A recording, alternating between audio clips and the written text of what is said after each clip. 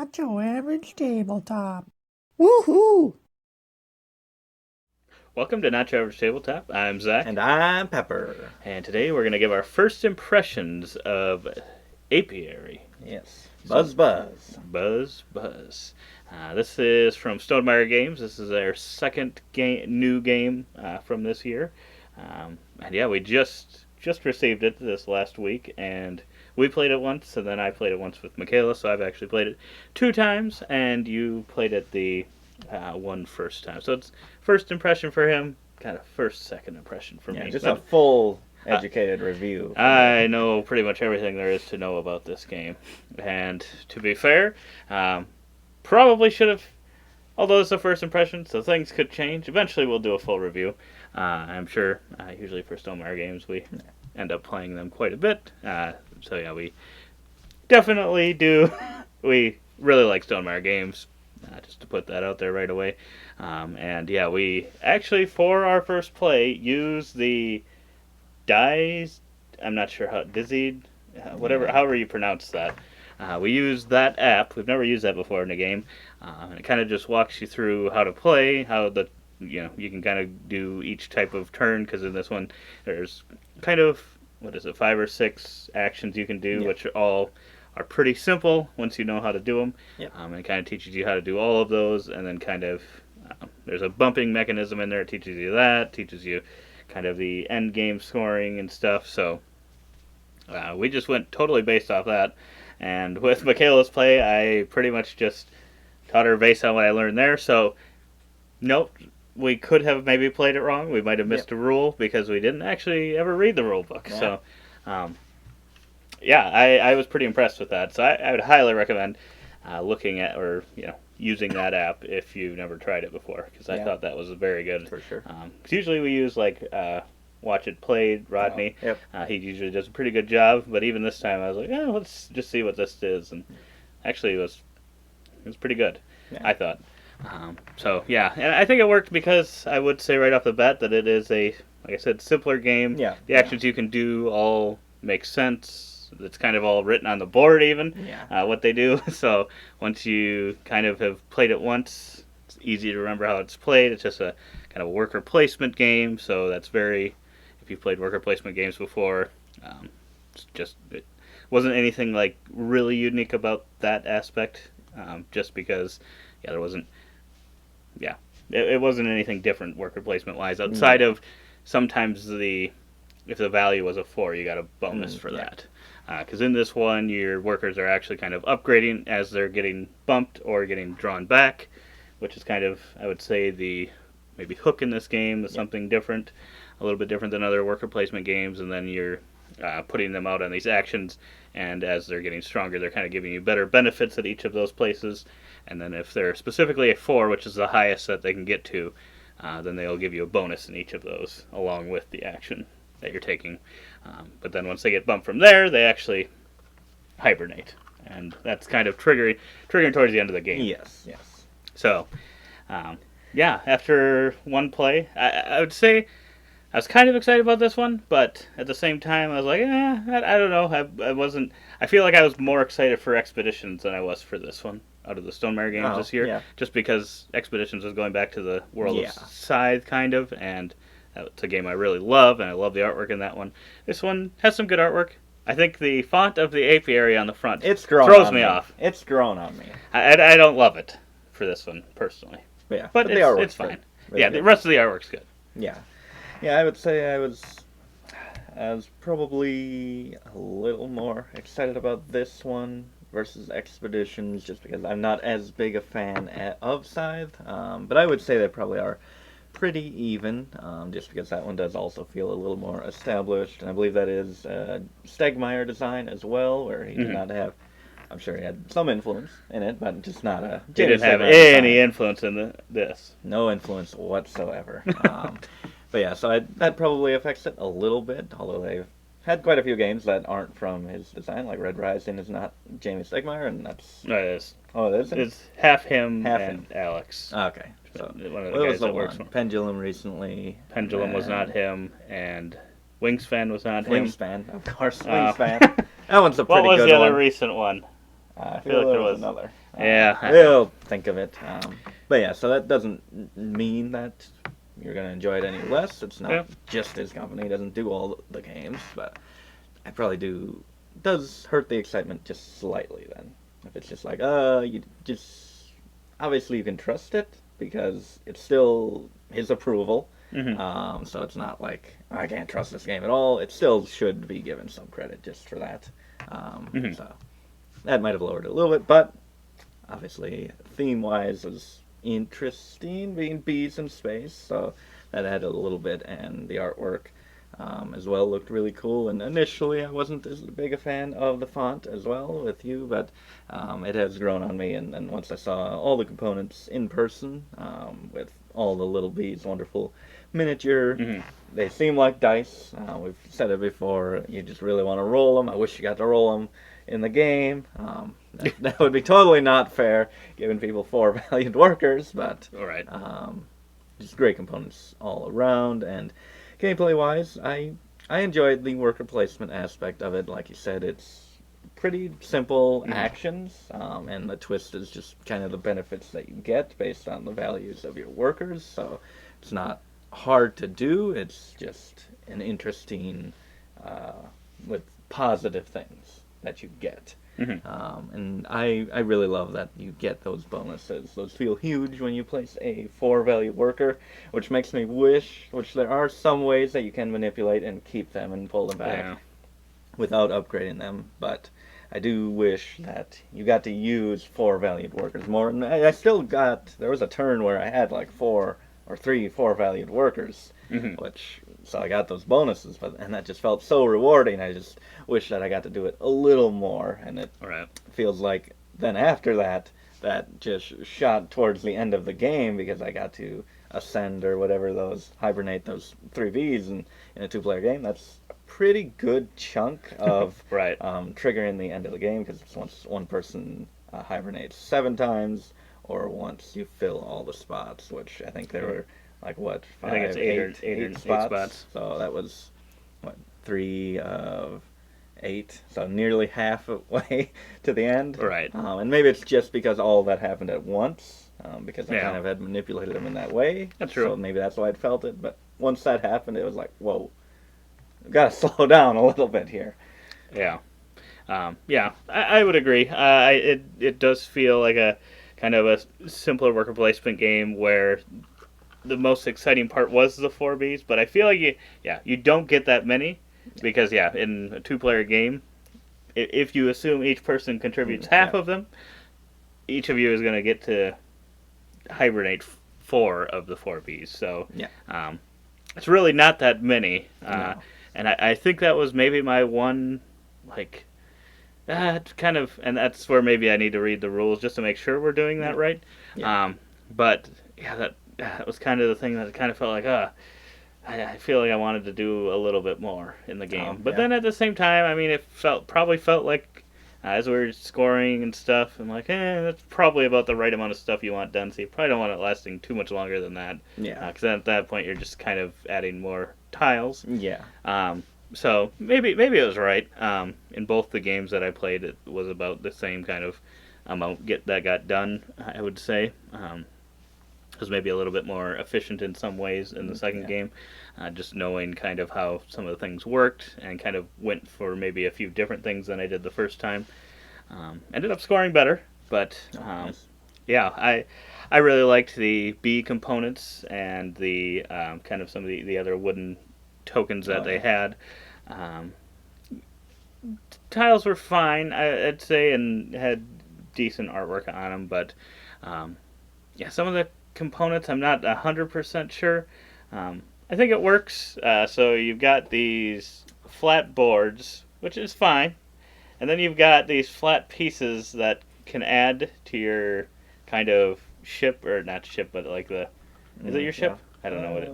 You're adding the thing that you're adding the tiles to, the different hexagons, and you can kind of add more hexes, 4 more hexes on these pieces, and they're not really. I mean, you're adding them wherever you kind of want to around your previously your previous area, and then it can kind of cover pieces of your map, or go off your map, go below it, and that just kind of felt a little strange. Yeah.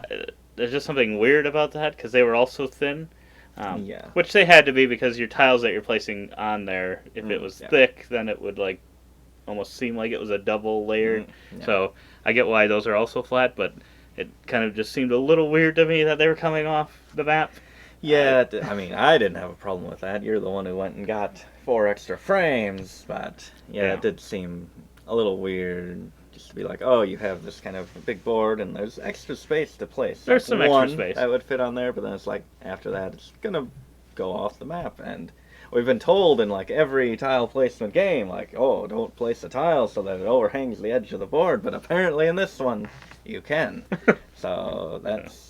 It was interesting component-wise, because yeah, you could even kind of like go down and cover up your cards, scoring cards, your plant seed cards. I'm assuming most people wouldn't. Most of the time, there are some tiles where it does matter what they're adjacent to, but outside of that, I suppose it doesn't really matter much where you put it. Yeah. So you're probably most of the time not going to place it below, but that's where you are doing something else. Yeah. That is a little strange as well, but outside of that, I would say they were good. Yeah, good components and stuff, but yeah, just a couple weird things I would say. And then I maybe would have the seed cards.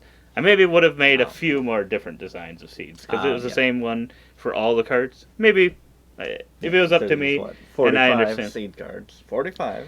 Yeah, 45. So I don't know. Is that what is that if you have 5 different ones? Each 7. one. Yeah. So I would probably do. I think if you could get 5 different artworks, but at the same time, I know that adds more costs and stuff. Yeah. So I don't know how much it would cost to have 4 more different seed types, and that's like, is it worth it? Maybe not. Yeah. But it would have just given those a little bit more of a look. I think there's just so many games these days that have all their cards different, and it's just like, when these all look the same, it's kind of a little boring feeling, but I get it at the same time, too. So how often do we look at the artwork anyway? We're usually just like, what's the benefit? What's the benefit? I don't care about the artwork. Yeah, how many seed cards were you able to get in the second match? Because you got a bunch. Okay, you got a bunch. Well, I played one at the end that I had one seed card that allowed me to plant another seed card by spending a resource. Otherwise, I would not have had any. But I planted one right at the end because that was just my best. That's the best thing I could do with those. Oh, yeah. Because there was a tile that let you plant 2 in the previous game, and the way you can even plant, you can plant, I think, 2, but to plant over that, you have to get those frames. You don't have to fill them. I think you just have to get them on your map. But then they're kind of useless. They're 8 points if you fill them up, but the game goes so fast, I don't know if you could get more than 2 filled. Yeah, I don't feel like there's much benefit to go and get more than that, other than to be able to score more cards. But then also it's so hard to even score cards because it's kind of the one built-in way, like with no luck of cards or tiles, is to put a 4 worker down to the draw cards action, where you still only get to keep 1. You just draw as many as the value of your worker that you go there. So you get a lot of options. And then if it's a 4, you also get to plant a card. So, like we said, if you're in a 2-player game, only going to be hibernating 4 times, so having like 4 workers throughout the game, and that's the only way possibly to plant those cards. To even max that out, you have to use that 4 there every single time. And I just wish there were a few more options, because I did really like those cards. I did know in the second match there were a few of those cards that allowed it to be treated as a 4. Oh, I did have one of those, so I was able to use a different B worker as a 4, so that was a way to use kind of another 4 action. And then I had, I think, one that was a +2. So maybe if you got the right ones of those cards, you could kind of It looked get a like there was more, a lot of ways to manipulate them. So in those maybe numbers, that way. So yeah, it's probably not that bad. I just did wish, because I had so many, I'm like, oh, that benefit's good, that benefit's good. And I'm like, I would like to play a lot of these, but I'm going to have to go and get those one at a time, and seems then kind also of go there. rough. But at the same time, they also had really great benefits for just using them and discarding them, or even just getting a resource. I thought That was the tough part, because even some of the scoring, I ended up scoring, I think. So in the first game, you won with 97, and the second game I won with 115 or something, 117. So I don't know, the seed cards themselves. Like, some of them could score a lot, but yeah. I don't know how much you can actually get from those, if those end up actually being worth it. Yeah, I feel like I don't know. If you get it passively, could I think be. it's worth it, but Yeah, it could be just like along the way, like your plant 2 seed cards, get that tile. That's a really great thing to do. Especially if you do have 2 that really do score you a good chunk of points. But I think that they're also about the same ceiling as those whatever carving tiles that yep. you can get. But those are also really hard to get with that resource, The honey. the honey resource, which is so hard to come by. It is. You can do the trades possibly. Which did you use more trades? That's what I did the dance, because we did not do that in our game of it. We did not dance. I used the dance to turn victory points into honey. Oh. So I was able to then get a lot of honey very quickly by getting rid of my victory points. So that was a way to get it a lot faster, but otherwise, yes, it is very hard to come by honey. Yes, yeah. So to even get those, to get anything that feels like a big chunk of scoring, it takes a few turns. It takes a few turns for sure. And to do that, you do need a level 4 worker as well to get those tiles in the first place. So you can't do everything. You cannot do everything. But yeah, first impression score. I should have had a number in my head by now. I came totally not prepared. I enjoyed a lot of it. Really liked those seed cards and scoring. Maybe it just worked out for me. I think that everything is pretty approachable.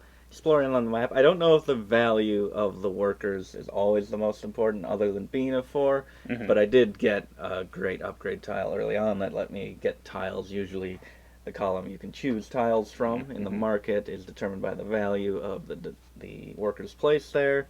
I had a tile that I could ignore that, so that really made the number not matter there. But then also moving on those, the solar system with the different planets, I feel like it's close enough to where you should be able to get to somewhere that you want to go. The value didn't totally matter there.